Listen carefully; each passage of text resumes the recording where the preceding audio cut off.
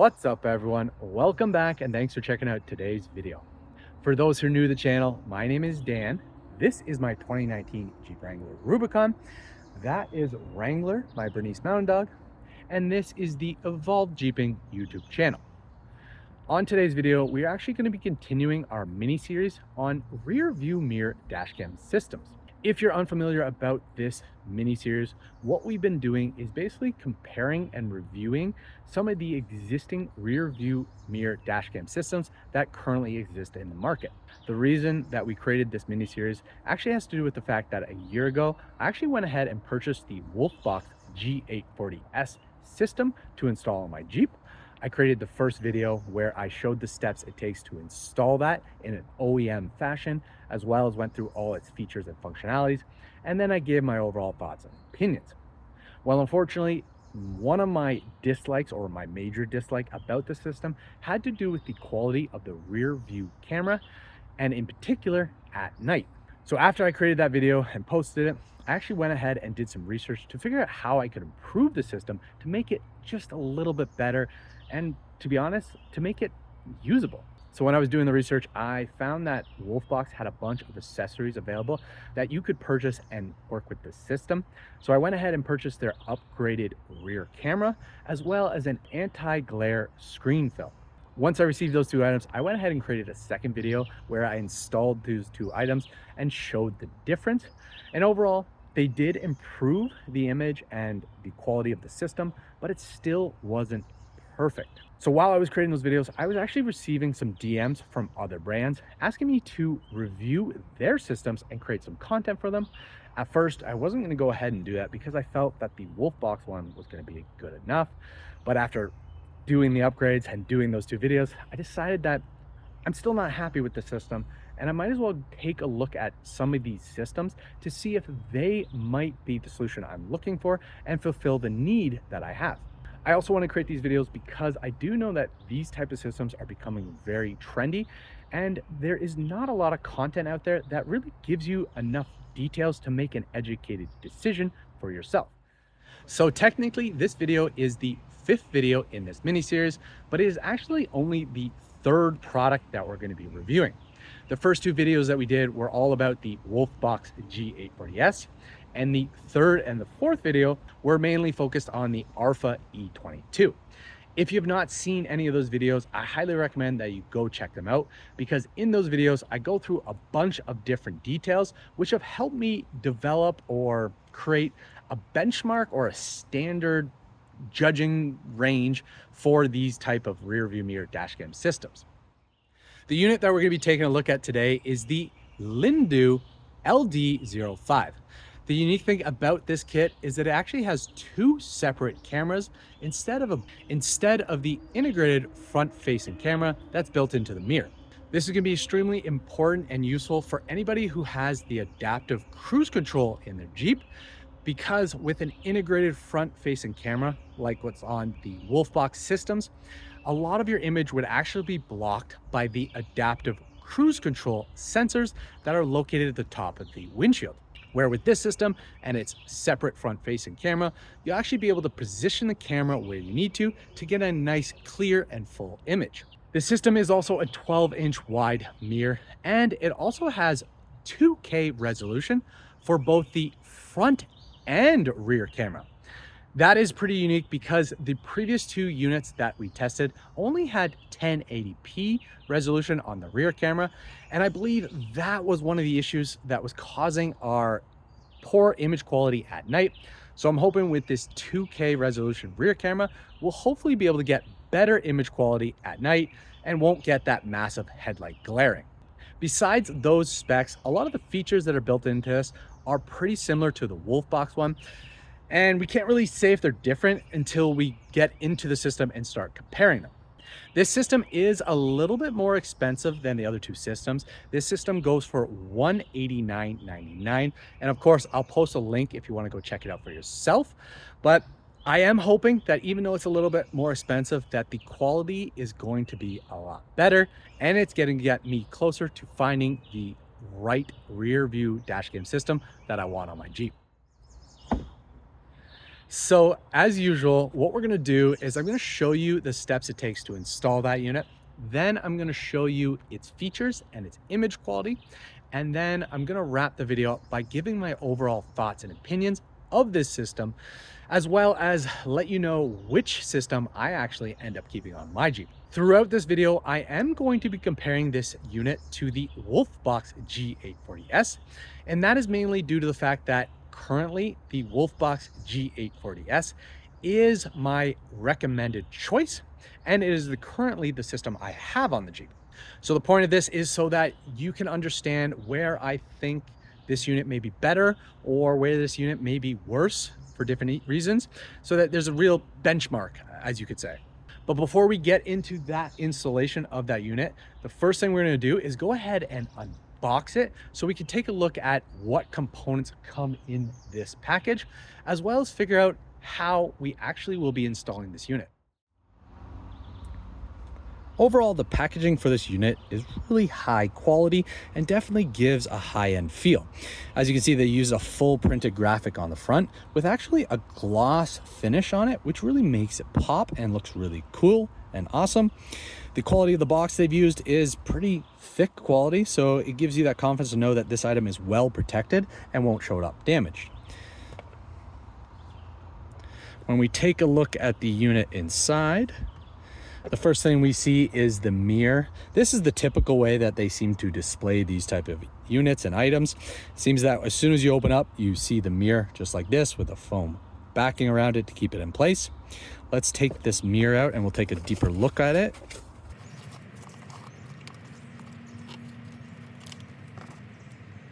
So the first thing you notice is that this is a rectangle. It is not slanted at the sides similar to the Wolfbox one. It is a perfect rectangle. And I have to say, I really like this style a lot better. This item does have a packaging screen film on it, which has all this Chinese writing on it. I really wish that possibly they had some English on here so I could understand what they're saying. I'm surprised they don't. I'm assuming this one here is power because that is where the power button is. And then down here, you've got some areas, I guess, for microphone inputs, so it will count the sound. On the top, we've got our it's our USB-C power input. Then we've got our Cam 1 and our Cam 2 inputs. And then we've got our micro SD slot, which actually looks like,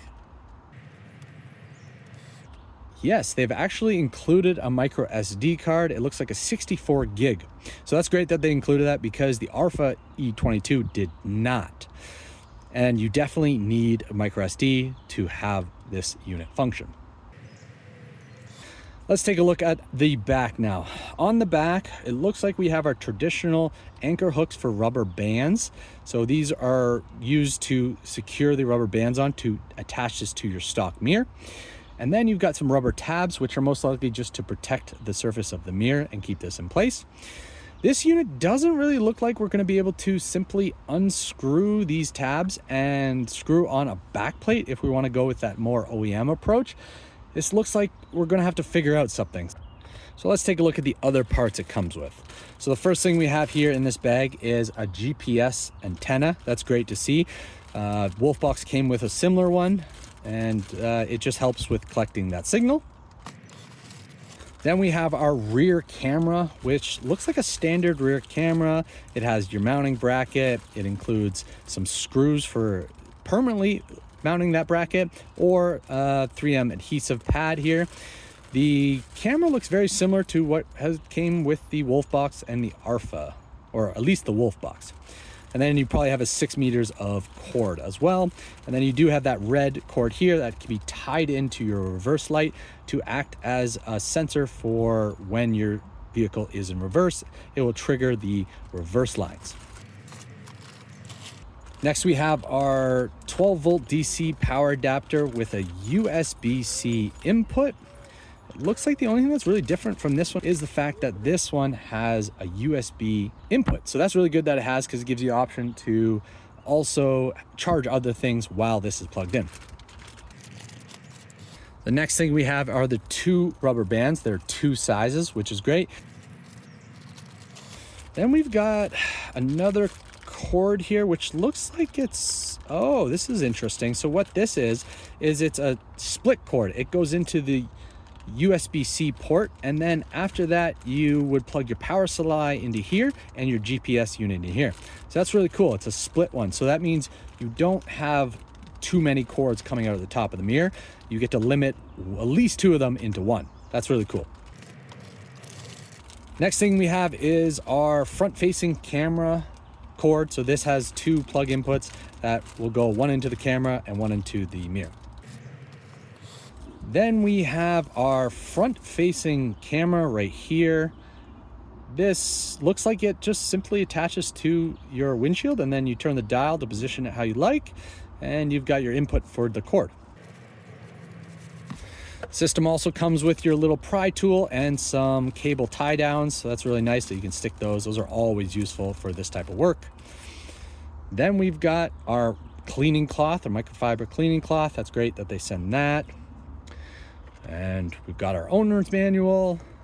And we've got a sticker that says record. I'm not sure what this is for. I'm not sure what that says either, but I guess maybe there's a requirement in somewhere that you need to have this. I don't know. Oh, and then it looks like this system also comes with an I can't get it out here.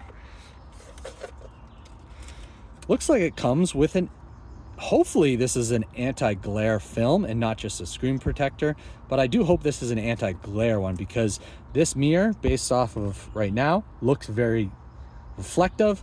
So hopefully this is an anti-glare one. We can simply put it on there and it will help prevent some of the reflection. Now that we've unboxed this unit and you can see all the components that it includes, we're going to go ahead with the installation.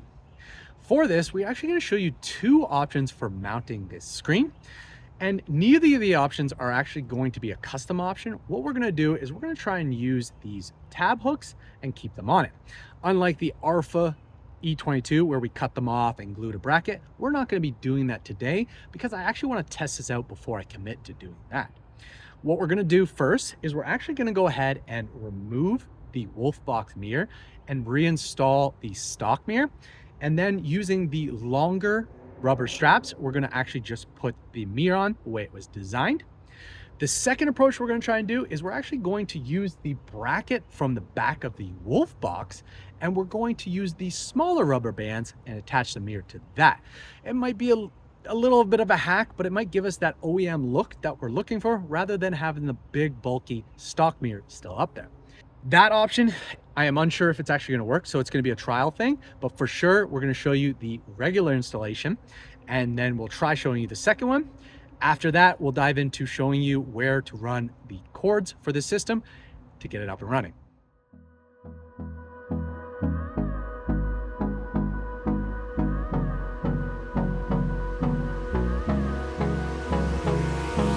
Hold me close till I get up. Time is barely on our side. I don't wanna waste what's left. The storms we chase are leading us, and love is all we'll ever trust. Yeah, no, I don't wanna waste what's left. And on we'll go, through the wastelands, through the highways, till my shadow turns to sun rays. And on we'll go, through the wastelands, through the highways, and on we'll go.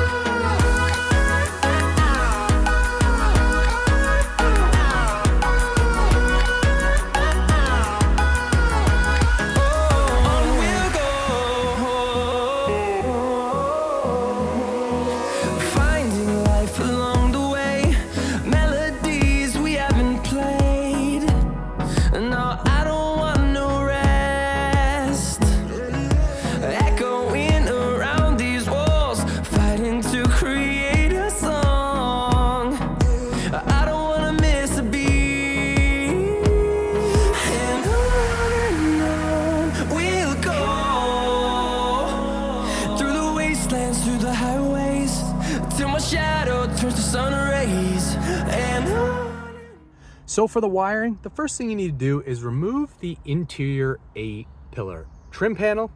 Once you do that, you then can come up here and pull down on this upper part, and you'll be able to get some space to run the cords along the top edge and bring them out through this port.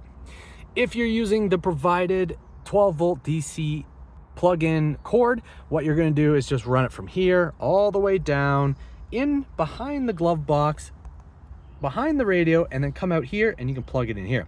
I actually did that on the Alpha E22. If you want to check out how I did that, you can see that there. For this, I am not using that. I'm actually going to use my already hardwired lines that I'm using for the Wolfbox kit.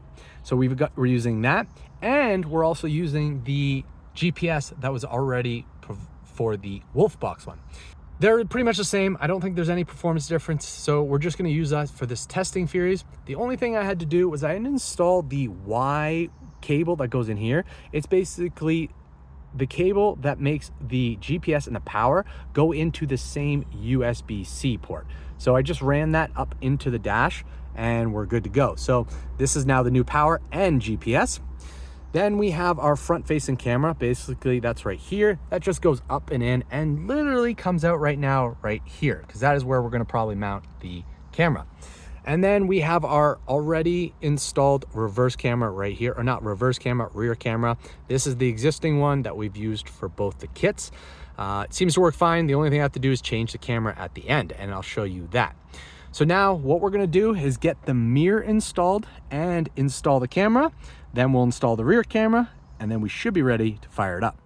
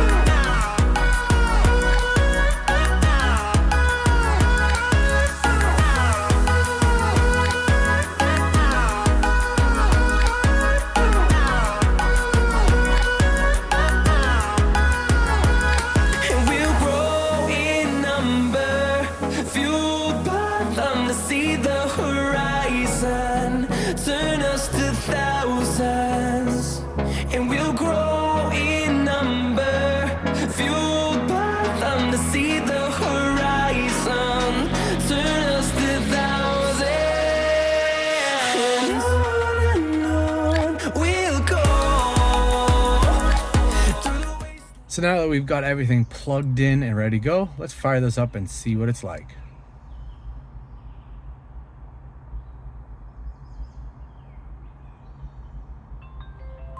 So the first thing we need to do is select our language. Let's find English. Okay. Yeah, we're on that time. That is not right. Screw it, let's just go with that and I'll set it up later. So the first view it goes to is, it looks like it's on the rear camera. So that's pretty cool. So we have the rear camera, time. So at the top we got recording. We've got, it looks like brightness up here, and it looks like you just drag it to increase or decrease it. So let's turn it up so we can see everything. Then we've got some other little symbols up here, parking monitor, memory card. We got your time, your date, your day, their logo. Then it looks like you can adjust the angle of the camera right here. To switch cameras, we obviously know it, you don't switch side to side, so I think you just press this button, and you can switch to the dual view, then the single front view, and then back to the rear. Looks like you also have, this looks very similar to the Alpha E22, so the user interface is very much the same, just different colors and different resolution. But yeah, you can't swipe, so you definitely have to do that. I wanted to see if that worked again, but it did not. So here you can, you can capture photos, but it looks like you have to stop recording. So we'll stop recording. We'll take a photo, capture some photos. That's cool. We have the volume thing. We're actually gonna turn that all the way down. I don't wanna hear that volume at all, so let's turn that off. Then it looks like you have a privacy thing. So if you are recording at the top, you can actually lock the content file, so protect it so it can't be deleted. That's a pretty cool feature. The middle is your recording button. Right now it's recording because you see up top, press it, it'll turn off, press it again, it returns on. Then you have the ability to mute the microphone so it doesn't capture the audio inside the car. That's a good option. Then it looks like this is your file format. Wow, this is very similar to the Alpha E22, just the resolution's a little bit better. So as you can see your normal videos, you can go through all those, you can play them here if you want. You can also go ahead and delete all, delete current. So let's just delete that first one. So we delete that one. Then you have all your emergency photos. There's nothing in there because we haven't driven this around. You have your front photos as well. All really easy to access. The only difference from this to the Alpha E22 is you just don't have the app. But Wolfbox also offers that feature. It offers a lot of these other features. Wolfbox is a swipe, so that's a little different. You can't swipe on here, but sometimes there's just limitations, I guess. Bunch of settings up there. Let's go into the settings section and see what there is. So it looks like we can change the settings of the G sensor. We can turn on and off screensaver. I have to say, this is again the same setup as Alpha. You had the 3 different tabs and a bunch of stuff in each one. Beep noise, you can turn that down and off. Units, so if we want to change this to miles, let's change it to miles. Fatigue reminder, this is, I remember this on the Wolfbox setting, and I think it was something to do with like it would alert you if you've been driving for a long time, but I'm not going to turn that on. We're also going to, it's parking guidelines, we're going to turn that off. We did not trigger the sensor wire up to do that, nor do I want to. Boot sound, we'll turn that boot sound off. We don't need it to make noise when it turns on. Front camera mirror, this is where I guess you would flip it. Let's just double check our cameras, see if it's good. Looks like our front camera is the right way, so we're not going to have to mirror the front camera at all. Let's go back to the settings. You also have your boot screen. Oh, so you actually choose what you want it to go to when it boots. I want it to go always to the rear, so let's always go to the rear, more like a standard mirror. But if you wanted it the dual screen, you could do that, or the front screen. Then over here you've got your video stamp. We're going to turn that off. I don't, oh, let's go back. Okay, let's go back to video stamp. We'll turn that off. We don't want that on. You can set the date, the time zones, frequency. You can also change that if you wanted to. We'll keep it at the max. Format reminder, so every 30 days it will remind you to reformat. Date, time, and oh, well, let's actually turn that off. So I think what that does is, yeah, it gets rid of that timestamp that there, and I really like that. I don't necessarily want that there all the time. So glad that we can turn that off. Wolfbox does not give you that ability. It only has, you can only change the format. You can't just turn it off. Rear camera mirror. So our rear camera looks good, so we don't need to change that. In the video settings, we have resolution. You can either have it on 2K or 1080p 1080p. We'll keep it on 2K. WDR, you can turn that on off. Time-lapse recording is set for 24 hours. You have loop recording. You have time-lapse parking mode. Oh, we'll turn that on. That's where it will record 24 hours after you've parked. And then impact recording, we'll also put that on. It doesn't have the ability to have time-lapse recording while driving. The Alpha E22 did, Wolfbox did not, but very similar features. And last section, system, language, format card, where you can format everything and reset. So very similar settings and features as the Wolfbox and the Alpha E22. Now what we're gonna do is we're gonna go take a look at the image quality, and we'll actually do a side-by-side comparison of it compared to the Wolfbox. So we'll check out the front and rear cameras, as well as the quality in the mirror while driving around. So let's take a look at that, and then we'll regroup to talk about our final thoughts about this product. This is the image quality of the mirror during the day. For myself, the rear camera, they looked pretty much the same through the mirror. But for the front camera, I did notice that the 4K resolution definitely showed up a little bit more clearer and more crisp than the 2K camera did.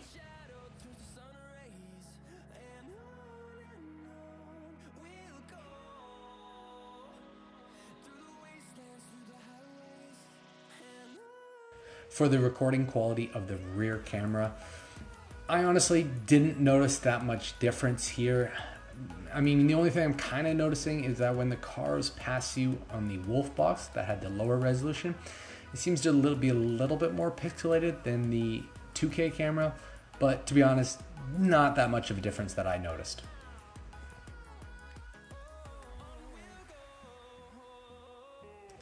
For the front camera, this is where you can see that the 2K camera on the Lingdu LD05 definitely lacks the quality that the Wolfbox 4K camera has. The image on the Wolfbox is a lot clearer and crisp. The 2K camera just looks a little bit pixelated and fuzzy throughout the entire image.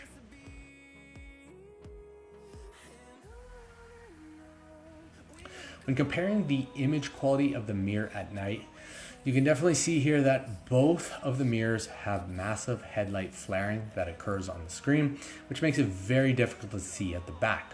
So this confirms that even though the Lingdu LD05 has a 2K resolution rear camera, it did not improve that issue. In fact, I actually think the Wolfbox with the upgraded camera seems to handle it a little bit better. One thing you can notice here is the amount of headlight glare that is occurring on the Lingdu LD05 due to the anti-glare film not being as high quality as the Wolfbox.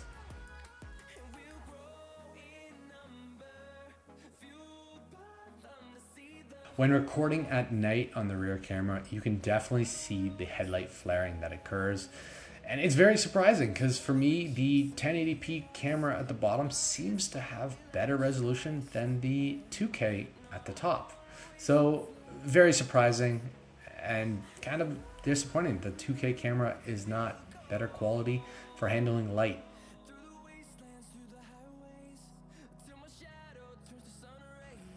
For the front cameras, this is where you can see the 4K camera is more superior. The image at the top is definitely pretty blurry and pixelated, where the image at the bottom is nice and crisp and clean. So definitely think the 4K front camera is a must-have. Now that you've seen how to install it, how it works, and also seen how the image quality compares to the Wolfbox G840S, I can now give my likes and dislikes about the system and my overall thoughts and opinions of it. But first, we're going to start with my dislikes. The main dislike I have about this system has to do with its image quality. For the front camera, it utilizes a 2K resolution, and what I notice is the 2K resolution is a lot different than the 4K resolution, and for myself, I just would not be able to deal with the way that the image quality comes out. So if you are using one of these systems to capture front-facing content, I highly recommend that you purchase one of the systems that has 4K resolution for the front camera. As for the rear camera, this system actually has a higher resolution camera than the previous two systems that I compared, but I did feel like the 2K camera was not really that worth it and was pretty much the same as the 1080p resolution camera. Maybe it was a little crisper image, but it was really not that noticeable. And the major issue about the rear camera is that it still had the headlight flaring that would occur at night when driving in dark situations. The next issue I have also deals with what happens at driving at night, and this one has to do with the anti-glare film for this system. I feel like the film they have used is not high quality and does not do a good enough job. You can even see it here when my hand is there. You get a lot of reflection in the mirror. And this is a big issue when you're driving at night, because what happens is the headlights start to reflect off this, which then make it even harder to see the image inside. So very disappointing. I would have liked that the anti-screen film that's used on this one was a little closer to what the Wolfbox one uses. And I should also mention that I would have loved that the system did not have a anti-glare film at all. I would have rather the surface be designed as an anti-glare surface instead of having to apply a film, because of course, when you go to try and apply these films, they're really difficult not to get any little piece of hair or dirt or air bubble in it. I did a pretty good job on this one, but it's definitely a challenge. The next issue I have actually has to do with switching the cameras. So the way they designed this camera system is that you actually have to press this button to switch the cameras, which when you're doing that while driving, it's a little hard to get that button, where with the other two systems, all you had to do was simply swipe left or right, and it would just switch. What it does here when you swipe is it just changes the brightness. So I would have rather them have the swipe feature be the option that switches cameras and have the brightness be just a button. I think that would have made more sense. The next issue I have has to deal with that when you go to pull down the sun visor, it connects the mirror. So what you actually have to do is turn it to the side or turn it to the side this way, pull it down, and then put it back. Bit of a pain in the butt. Luckily, I don't use my sun visor that much, so it's definitely something I could deal with from time to time if I wanted a camera system that had better quality. So the last issue I have with this system has to do with its installation and the fact that you can't easily apply a bracket to the back of the mirror. Unlike the Wolfbox one, this one has permanent tabs on here that can't be removed and replaced with a bracket. Right now you can see here what I am doing is I'm actually running a bracket with rubber bands so that I've removed the big stocky mirror that would be there. This works, but it's not super clean. I really would have rather been able to remove this and then attach this bracket to it. Definitely something you can deal with, but I really think that any of these systems should 100% have the ability to attach a bracket to it by simply just unscrewing those strap tabs or anchors and replacing it with the bracket to make it look nice and clean. So now I'm going to talk about my likes, and I actually really only have like maybe 2.5 likes. First one is my half like, and it has to do with the operation system. The operation system is smooth and easy to understand, so I do like that part, but I still wish it would have been a little bit more upgraded, similar to the way the Wolfbox one. This one is similar to the Arfa E22, which is very straightforward to understand. So I do think that's a like because it's easy to use. The next thing I like about this is the fact that it's a rectangle mirror. I love the way it looks. The previous ones that we did had these taper edges, which looked okay, but I really think this one looks a lot higher end. And then my last like is something I wasn't expecting, and it has to do with the separate front-facing camera. So what I really like about it is the fact that you can position it in one location, and then even if I angle this mirror towards myself while driving, it won't affect the camera. The camera will always stay facing straight. What I noticed with the integrated mirrors is when I turn it to an angle, and even if I adjust the camera at the backside, the camera was still a little skewed and a little angled. So with this system, it definitely is nice that the camera always stays in the exact same location. The only thing I would have liked is that it would have been a 4K camera versus a 2K.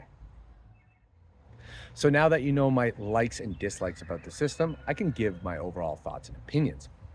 Overall, I think this system is a pretty good system.